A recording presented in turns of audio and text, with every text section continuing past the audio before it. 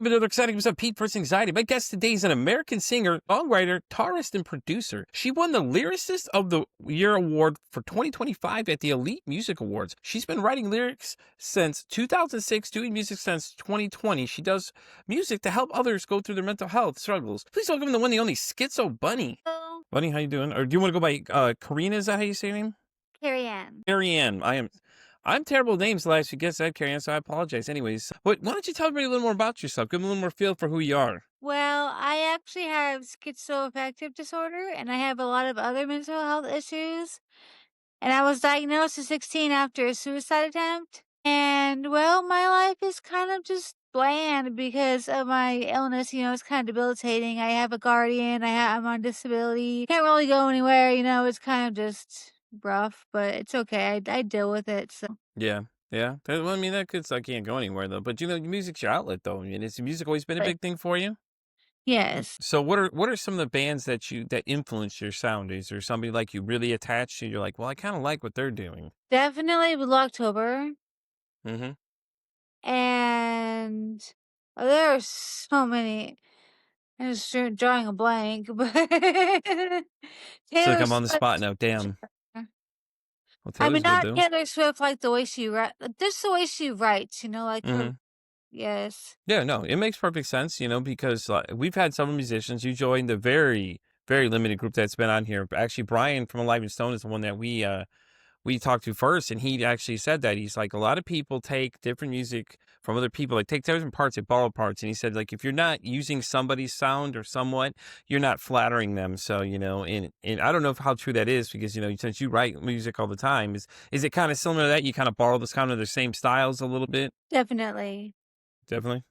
Yeah. So when did you first get diagnosed? With schizoaffective disorder? Mm-hmm. I was 16. So what was it like that you led up to that you knew something was wrong? Is maybe give people a little bit of a better idea of what it is exactly you deal with. Because I don't think a lot of people know what that is. Oh, sorry. It's schizophrenia and bipolar disorder. You hear voice. You hear voices, you see things, you delusions, paranoia, and then the bipolar mood swings, mania, depression, super depression, stuff like that, it can get hard sometimes, but, with and I've been on every single med known to man, and they do not work for me. Yeah. So what are you using now to manage your symptoms at all? Anything? I'm on non-antipsychotics right now, which is Jesus. very out of the norm. Usually people take about 3, but Yeah. That's. I didn't want to begin to wonder like what kind of side effects do you experience if anything? Do you like sometimes it makes things worse or does it help? I mean. Nine isn't really the most that we've heard so far on the show. I think the most we had was Maddie Andrews came on. She had like 17 at once, and I couldn't even gosh, imagine this yeah. cocktail of just side effects you're feeling. Yeah, exactly. Yeah, the worst thing that's ever happened with the side effects is the weight gain, because I do have an eating disorder, and the weight gain is the worst. Yeah. Yeah, that's I don't even know what to say at that point. That's just 7. I'm still cycling through that 7 because I've had some conversation with people like, these drug commercials, you watch them, they're all like, oh, it's so happy, all this all positive music. Then it's like some side effects are. And it's like Bunny here can tell you what exactly the hell those are. So let me tell you what those side effects are. Just start listing them off for you. Here's the ones I deal with. Exactly. So, but now would you have music now as your outlet? So is it always something you've always had a passion to? Or is it just like one day, because you play guitar as well. So, I mean, Yeah. was it just music always been a big part of your life? Has it been a part of like, your family, anybody in your family do music, things like that too? My dad and stepdad both do music. Oh, okay. So what do they do though? Do they just play it on their own? Are they actually in the music industry or? They're not. My bio dad has tried to get in the music industry, but he's never succeeded. My stepdad hasn't tried, but he just does it for a hobby, but they're both really good. Yeah. So what would their sound be? Would you say, who do they sound similar to? So some people can compare it to, My dad is my real dad is more like country, I guess, like 90s country, and my stepdad is more like these days indie rock. Okay, okay. Yeah, all right. I think I'd vibe with him more. I'm not a big country guy. My wife is though. I'm just like it's just not my thing. You know what I mean? Like I'm more of a metal guy. Punk rock's really big in my life. You know, stuff like that. I like all that kind of stuff. You know, well, Note's one of the newer people. I've been really enjoying his stuff too. He was on the show as well. You know, really cool guy too, because he said the same thing. But he has families in the. His dad was a big rapper in the '90s, so you kind of feel like that's where his sound comes from a little bit. And then his mom had the heavy metal influence on him, so that's where he gets that other sound from. So it's kind of like a mix up of their genres together. That's awesome. So, you know, so let me ask you this thing though. Like, what's the thought process going when writing a song though? I mean, I'm sure everybody wonders and asks what a lot of your songs are about. I know they're for people that struggle with mental health. What are some of the songs like the basis of some? Just give people a little bit of feel because you know, in case somebody's never heard any of your stuff and they go listen to it, they know exactly what they're about to listen to, get a better idea for it. Well, to be honest, I'm gonna tell you right now, my songs are not for kids. They have a lot of profanity. So, but a lot of my songs are about trauma, my schizophrenia, bipolar, eating disorder. It's a lot. Most of them are about eating disorders. Um, Even breakups, broken heart, love, Let's get into that last thing you just said, you know, dating and everything in general. Are relationships hard for you though with your condition though? Because I know it's a lot for a lot of people to handle when you tell them exactly what you're doing. And they're probably looking at you going, what the hell is that? And then you start explaining it to them. Do a lot of people tend to get a little scared off by that? yes. That, you know, I think it's more because people don't understand what you deal with on a daily basis, you know, and things like that too, you know, and that's always an interesting question though, when you meet people with certain conditions, 'cause you're like, you know, what is your relationship like with other people? You know, do a lot of people understand? I mean, obviously in your situation, probably not, because they just kind of go, what the hell is that? And then you start explaining it to them and they're like, hallucinations. Okay, gone. I'm out. You know what I mean?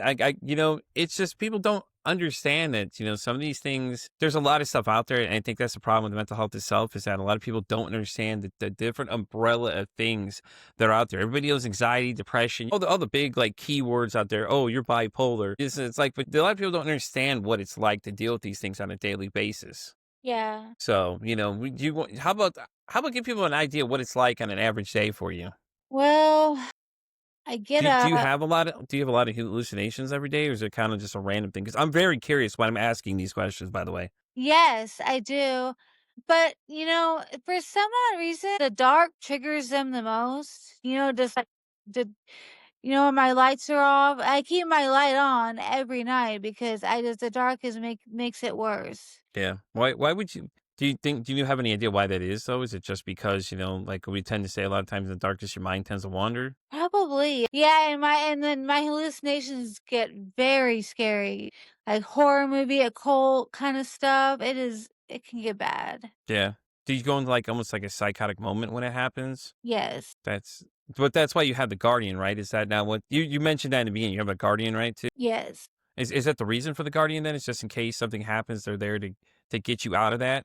Yes. Okay. Well, that's interesting. Like I said, I'm asking because I'm curious at this point. I don't, you know, there's so many questions going through my head. This is just so fascinating to me because, you know, it's like when you get people to come on and talk about their things openly, because we all know how social media is, you know, I'm sure you've posted some things and people are just like, well, Karianne, and just start attacking you because you're sharing your own experience with these things. Like people don't understand, like, hey, this is life for her. This is what Karianne deals on a daily basis, you know? And I'm sure it's hard enough, you know, dealing with everything you deal with, and then you have your own issues like every day, and then you see this kind of shit go on the internet, and then you're like, well, fuck, here we go, we got this too, you know. Right. So let me ask you though about this though. When you were thinking about committing suicide, what was the reasons for it? Was it something that pushed you to the edge, or was it just that feeling of like, you know, I just don't want to be a burden to people? I'm trying to get people to understand because there's a conversation I had last night with a man that came in. I don't know this person. I know that he comes in where I work all the time. We see each other. And the last night he told me about his son. Said his son committed suicide at 21, doesn't understand the reason why, and it is, you know. And I was like, man, sometimes you don't understand what people are going through. Sometimes they're battling demons you don't understand. So the reason I'm asking you that is just to give people a better mindset of like, listen, this is what I dealt with, but this could be the possibility of what someone that actually committed it or attempted it was thinking at the time. Because I feel like when you mention suicide, people freak the fuck out. Like the Godzilla's about to destroy Tokyo, as I like to say all the time. You know, like that sense of panic. People start getting nervous because they're like, oh shit, this person's talking about ending their life. Yeah. So, but yeah, but Carrie, and like I said though, could you give them a little better thought process? I mean, if you're okay with it, obviously, I don't want to upset you. Yeah, I'm okay with it. So feeling suicidal for me is, I have to get to the point where I'm really just over it because I do get depressed a lot Yeah, and I do feel hopeless, worthless. My mind tells me a lot of bad things that I'm just know that I that know that I'm not loved, that I'm not good enough and blah blah blah. So it has to get to the point where I'm just sick and tired and I'm just done with life. And so whenever I'm feeling depressed enough, it's kind of hard to explain. I get that feeling, that feeling where you're like, the world would be better off without me. yeah.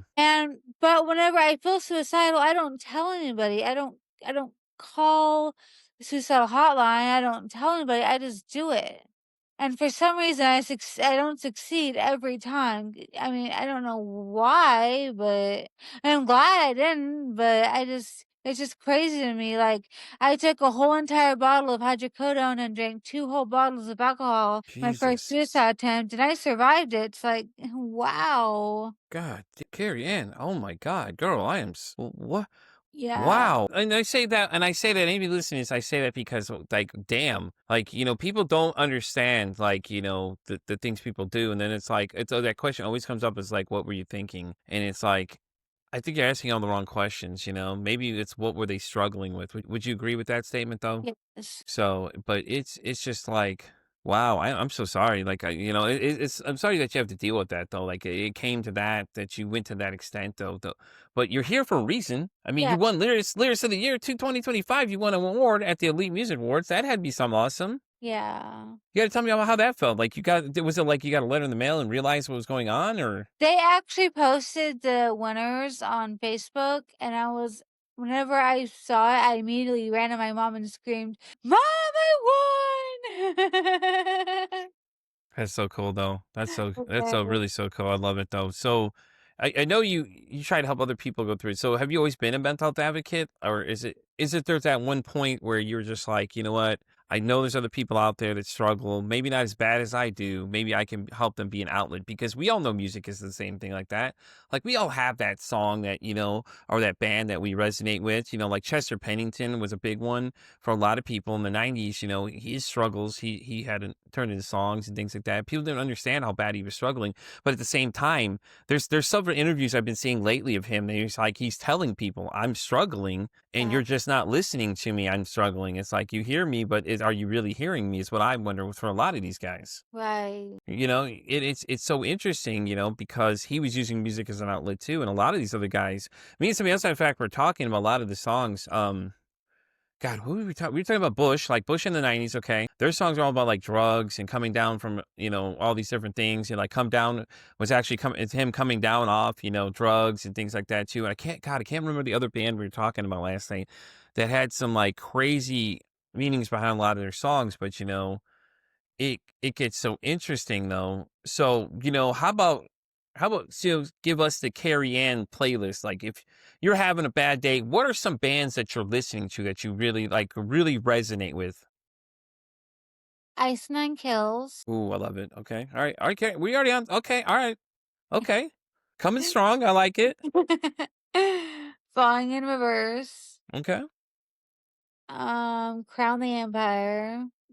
There were so many. And really I have to it depends on what mood I'm in, Yeah, see, see, I was waiting for that to come out. The mood that you're into depends what you're feeling that day. If you had to give a top 5, what would be your top 5 bands, though? Well, the 3 I just mentioned, Mhm.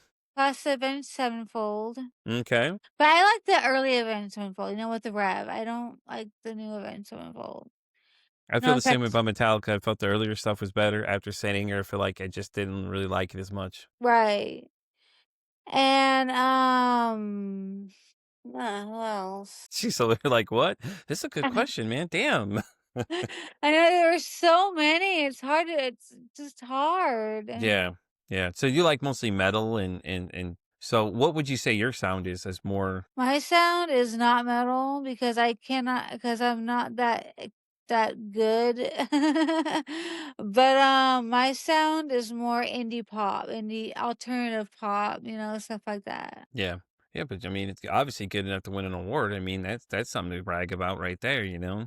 Yeah, What true. what song what song won the Lyricist award? It's called Freddy Krueger. Oh, okay. So what is Freddy Krueger about though? It's about my schizophrenia. Okay. All right. Well, then, that okay, I got to check that out for sure. I was going to ask you what one won the year award so I could listen before this interview, and I didn't even think about it honestly. I was just like, damn. I kept reading. I was like, damn. I should ask her what song won the award so I go check this thing out. I'm kind of curious, because that's a pretty good accomplishment, man. I don't care what anybody says. It's like you just won an award for 2025 for writing a song about your own struggles. Do you get a lot of people that reach out and say, "Hey, Carrie, I appreciate you making this. It resonated well with me." Definitely. A lot of people. And it has to make you feel good, right? Because it's like Yes. all you're doing is singing about your own struggles, but then people are connecting with you. Yes, definitely. That's awesome though. I mean, and being that open about your situation, and we know how the world is judgmental they are. Do you get some negative comments at all? Sometimes. Yeah, and what are they saying to you so we can hate on these people? Just about my voice, how my voice is awful and I shouldn't be singing and I'm blah blah blah, stuff like that. Well, to them, go fuck off. Okay. You go and record yourself singing, post that shit everywhere. It takes a lot of courage to talk about this stuff, and things like that too, And do you get people to reach out and say they have their own mental health struggles too? I'm sure somebody has. Somebody had to reach out and be like, hey, listen, I have my own struggles, start telling their own stories to you. Yes. That's gotta feel good though, you know what I mean? Like, Yes, it's definitely. that's awesome. That's really awesome. I love it when you hear people that reach out to you and tell you, "Hey, listen, you had more of an impact on me than you realize. Your song meant a lot to me." Because then it means, you're not only just doing it for yourself, but in the fact that it's helping other people, that makes you feel even better. Yeah, and also it's crazy because one day I was going to a doctor's appointment and I was just looking through my phone, I was looking at my notifications and I was like, "What?" This one of my listeners had made fan art for me and I'm thinking, "This is the craziest thing that's ever happened to me." That's awesome, though. I mean, you're clearly resonating with someone out there based on the messages, based on the fact people reach out and telling their own stories. They're making fan art for you. So, I mean, it's a sign. That's why you're still here. You think about it. That's why you're here. You ever wonder why you're here? That's probably why, because you're doing something. And it doesn't matter how many people you're reaching to. You're reaching at least one person. That's enough right there, And that's what a lot of people in their show end up doing. A lot of people hear the stories and some people like, hey, now I want to come share my story and talk about my things I deal with. We've had some very interesting stories go on in the seats where you're sitting at right now, and it's gotten wild though. So as a mental health advocate, what are some things you could suggest to people, like better situate them? Give them some advice from your own personal side. People struggling or just Just in general, like people struggling, anybody at home that has loved ones that are struggling, just share some inspiring words for them. well, when things get hard, don't give up. And when you're hurting, I know how bad it is. I know how you don't want to talk to people. And I know how you feel like you're not worthy of talking to people, but please talk to somebody because talking does help. I think that's a great point. I think it really is. I think talking to people, but like we've already discussed, some depending what the subject is, a lot of times it's hard for people to talk to them. So Right. and especially whatever they're dealing with too, given your situation's a little more extreme than most people's, but still it's a situation you deal with, and the fact that, you're out there, people telling you these stories. Are you always open for people to reach out to? You wanna, we'll Like, make sure to plug where people can get you here later on in the show. We'll definitely plug where to find her and everything else. But let me ask you this though. Why do you think it's so hard for people to talk about their mental health struggles? Do you think it's just that factor? Or do you feel like it's the fact that if they start telling people things, they'll start thinking they're just like, whoa, hold on, that's a little kind of crazy, the realm of extreme. Yeah, I feel they're crazy, and also I feel maybe this is what I feel like when I talk about my struggles to people. I feel like I'm being like they're like, "Oh my gosh, here she goes again. She's just so annoying talking about her struggles. She just wants attention." You know, that's I how think I you made a feel. great point there. We'll touch on in a second when you're done. Okay. But, not to cut you off there, but I think we need to touch on what you just said. That people feel like you're going for attention. I don't agree with that. I think it's kind of horseshit. I think it's a cop out for a lot of people to say, "Oh, well, she just wants attention." Like, but are you really listening to her? Because like, something's happening. She attempted to commit suicide. She's not just doing it for her own health. And then you go, "Oh, what is she thinking about?" She's telling you. Maybe you open your ears and listen when somebody's telling you something. Would you not agree? Right. Did you find it hard in the beginning for people to listen to you when you were telling them your struggles? Because I mean, you're telling people you're seeing things and all these other things that are a little more extreme for a lot of people to handle. They're probably looking at you like, oh, you're just that's just your imaginary friend. Well, my imaginary friend's telling me to do some pretty wild stuff. Yeah, definitely. So what was that conversation like with your mom before you end up getting help? Exactly that. We were talking about my imaginary friend. No. And how did you describe your imaginary friend to her? I said her name was Vavu, and she was just a little, I don't know, she was just a friend I had. And for the longest time, I thought, oh, well, she just has an imaginary friend. She's just eccentric or something. Yeah. Yeah. So how early can you remember the hallucinations start? Were you really young when it first started? Yes. What would you I'd say, like say about 3, I remember.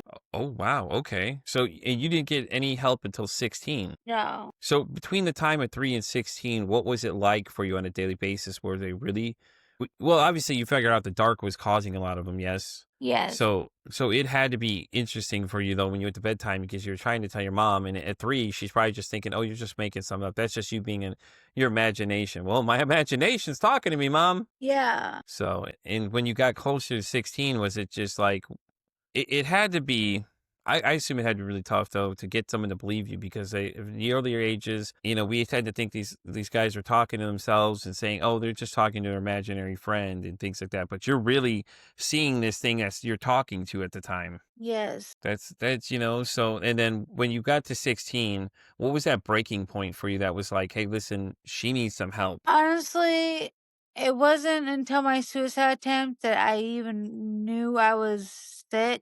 They sent me to the mental hospital, and then they diagnosed me with depression in there, but then I got out and they diagnosed me with schizoaffective disorder. Yeah. Yeah. And I'm sure that was devastating for everybody because no one really knew what it was. And then when they started looking into it, they're like, oh my God, now I have to explain to people what this is, and it's just yeah. Yeah. I could only imagine the struggles that, you deal with on a daily basis when it comes to that kind of thing though, like we discussed before, relationships were hard for you, and because you haven't explained to the other person, hey, listen, these are the things I deal with. So are you currently dating anybody? Yes. Okay, all right. Let's dive into this a little bit, okay? So, when you told him about your condition, what was his original reaction? Honestly, everybody else was, like, very skittish about it, but Mhm. he was ready, he was like, "You know what? I don't care what you have, I don't care what's wrong with you. We're gonna get through this and Oh, I love love you." it. So, I love it. I absolutely love it. So, how did you guys meet? honestly, Well, here we go. Come on, girl. You got to dish it for us. How did you meet him? I saw a recommendation of him on my Facebook, so I clicked okay, I clicked Okay. yes, and then we started talking. We were talking for about 2 years, and then Mhm. he came up to see me. Now we've been talking for 3 years, and we've been dating for almost 6 months. That's awesome. So, where does he live? Minnesota, And where do you live? Oklahoma. Oh, okay. Okay. So, you're neighbor to me. I'm in Texas over here. So, that's Oh, cool. nice. But that's so cool though. Facebook randomly, yeah, this guy. he turns out to be really cool with everything. You obviously educated him on things to do in certain situations. Hey, listen, if I'm end up doing this, this is what I need you to do, or this is how you can better help me. Yeah. Yeah. Was it really awkward at first for him because when you started having like maybe a moment where you started, maybe you were hallucinating or something, did he panic or was he ready to go? He was ready to go. I love it. I absolutely love it. This man right here is a saint. Yeah. He must have been doing his research ahead of time. Yeah. Yeah. Oh, that's what's up. See, listen, I love it though. I love it when people take time to understand what other people deal with or ask questions about it, because they're trying to better understand how to better assist people. Because my wife and I, when we met, I found a little bit about her past out. She didn't really tell much at first, but then he and I were talking about it, and then she would like teach me along the way, like, listen, hey, don't do these things. They're kind of triggering, and I've been dealing with my own transformation of my own self. There are a lot of things I've had to deal with, but it's interesting because, she deals with PTSD. And girl, let me tell you, when I tell you that I had an incident with her, and she's probably gonna kill me when she hears me saying this, but I had a moment, okay, with her where she had gone into the moment where she was just went into that, clicked right into that moment, like she didn't see anything else around her but red. She went to fighter mode, and she was just like, it was not the same person. Yeah. You know what I'm saying? Like you're like you can't see anything but what you're seeing in front of you, basically. So Yeah. in those moments for you, is it almost similar to that, like a PTSD moment? Yes. Mm. That's I mean, like, I understand a little better though, because like I said, I was there, man. It was like this person, is no longer there. They've checked out completely. She tried to okay. Well, I'm not going to tell this part. I'll tell you off air about the last part of that because I know she'll kill me for saying all of it. But it gets interesting though. But you understand what I'm talking about though. You get in that moment, you start seeing red, and you're just like, I don't give a fuck about anything else. This is all I'm seeing, tunnel vision or whatever you want to call it, Yeah. kind of thing. So let me ask you this though. What do you do day to day? Do you kind of like you get to watch movies? Do you watch TV, or is there something you're interested in? Tell everybody a little more about yourself. Like, this is your time to shine. We want people to know more about the woman behind the name Skitzo Bunny Psycho. Come on now. Okay. Well, sorry, my throat's I don't know, but so we have 7 Frenchies. And I take care of 4. So I bring them upstairs. We watch TV together. My son, Jacoby, he loves watching TV with me. He cuddles with me. He's a good boy. I got 2 of them in here with me right now, so I can understand that. Aw. And then, I bring him down at 6 and we hang out downstairs and I listen to music and then just the same day happens over and over again. Do you find it hard going out into public though, like with other people around? And if you have a moment and people are just staring at you, kind of thing? Is that what your big is that a big fear you have? Yes, a huge fear. So do you leave the house much? Do you get to go outside at least and go see the world at all? Really? I mean, it's mainly my fault because I don't know. I don't know. But I did have a psychotic break back in 2019 and it landed me in the ICU on life support. So, What the hell?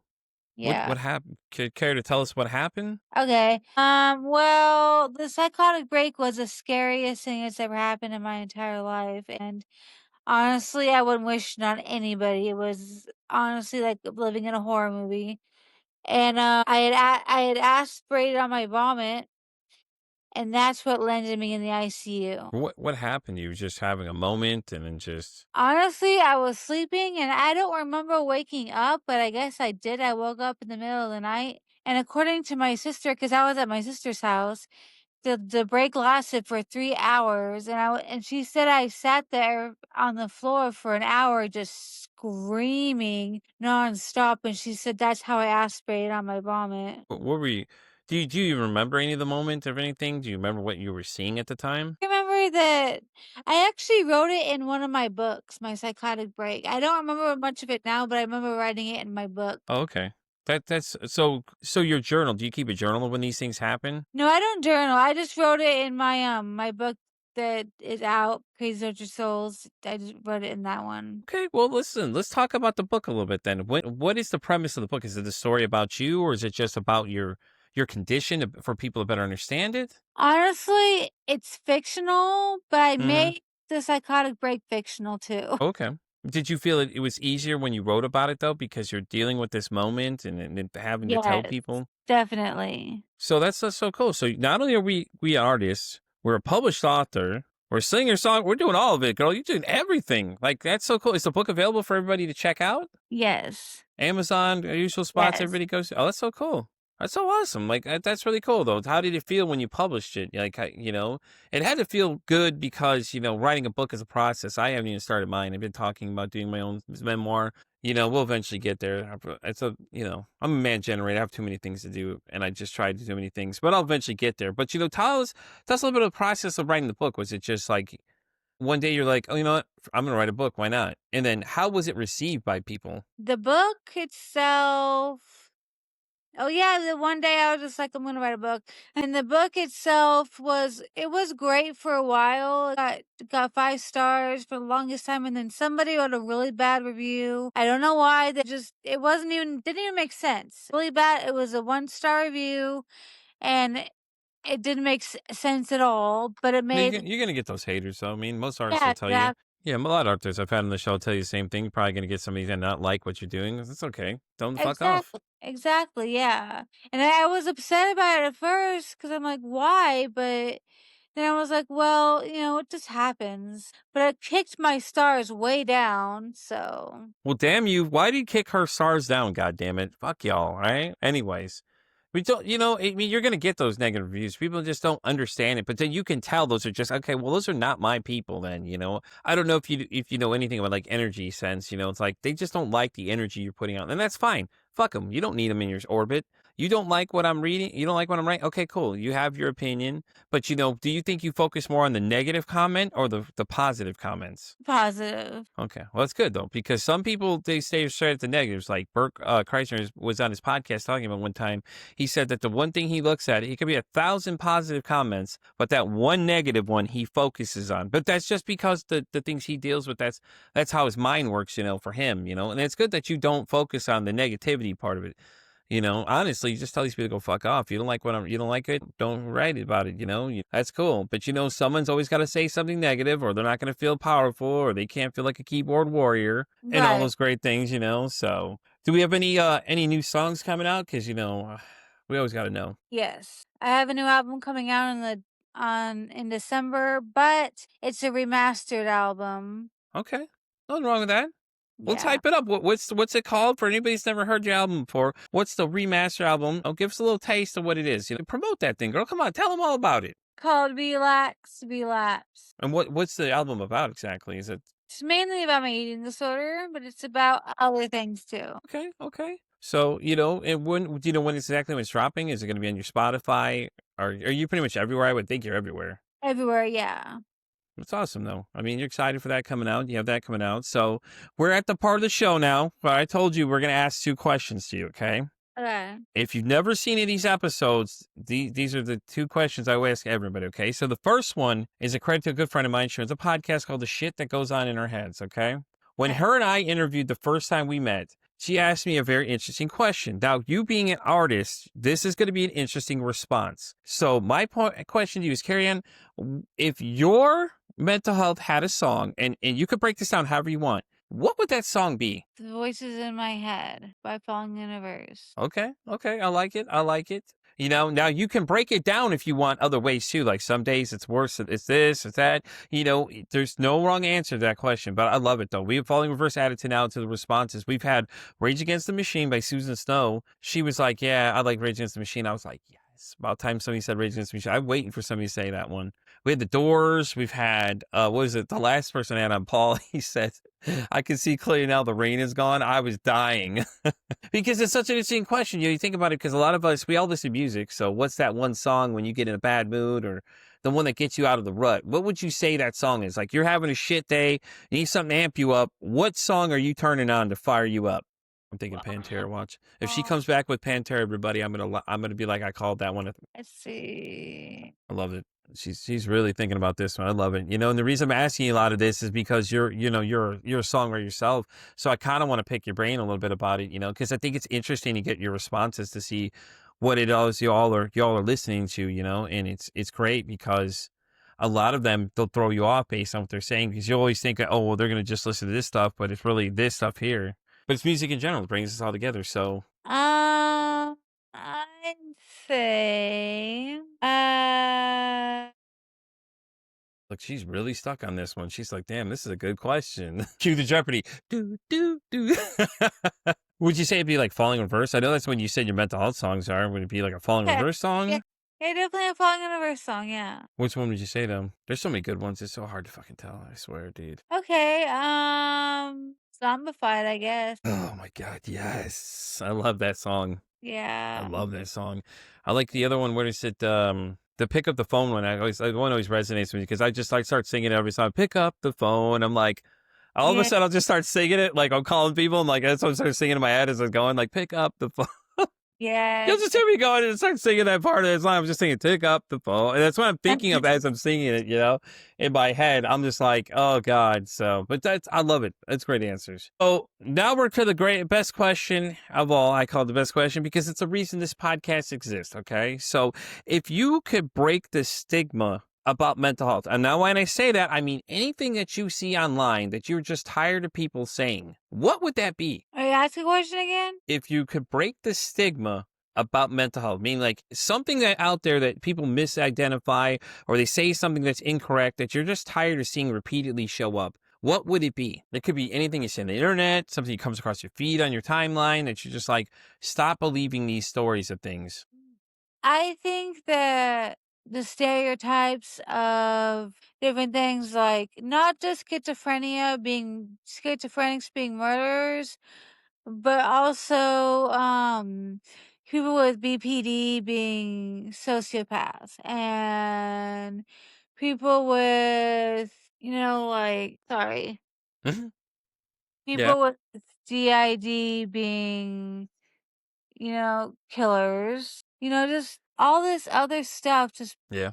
No, I agree. DID is an interesting one that you touched on that one. We interviewed a woman who's coming up here. She has a book where she did 100 interviews with 100 different people with DID, and the research she found is amazing. It's a very misunderstood one, and I think it's great that you brought that up, though, before we start closing out here soon. I think it's really great, though, Karianne, that you brought that one up because that one is such a unique one that a lot of those people want you to know what they're dealing with, but it's hard to tell you because the whole personality cycling thing, in the proverbial chair. Okay, so we talked about it during the interview with this young lady, Danielle Blum. She's wrote a book, and that's what it's on. She did 100 interviews with 100 people that have DID. Okay, so when we were talking about it, I asked her, like, from her opinion, what it was from what they were telling her about the personality thing. It was almost like that movie Split. How the guy talks about the chair representing the chair. When the little kid comes out, he's like, oh, somebody's about to take the chair. And I'm trying to think what the name of the little boy was when he switched the little boy personality. He was talking about him to him.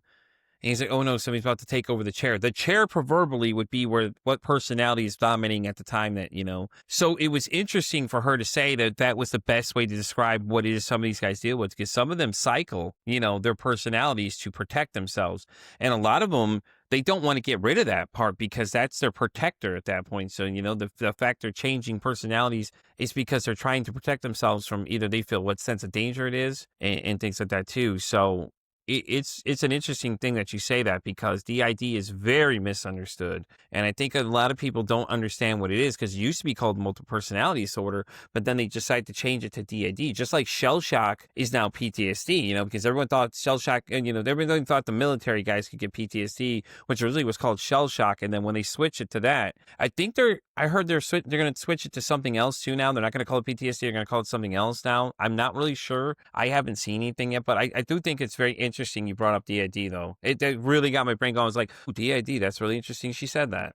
With that being said, we're going to wrap up this episode of Pete vs. Anxiety. Karianne, thank you so much for coming and hanging out with us and sharing your condition with us and things like that too. I really think it's great. I think we got a little more insight to what it is you deal with on a daily basis and let people understand that, you are human at the end of the day. Just because you have these things, you're not letting it limit you, man. 2025 Literacy Year says it all, girl. You might as well plaster that everywhere you go. Like, oh shit, look, I got an award. How about that? So if anybody wants to reach out to you, let's tell them where they can find you. You can find me on Instagram. Well, plug that Instagram from girl. Tell them what it is. Skitzo Bunny Psycho.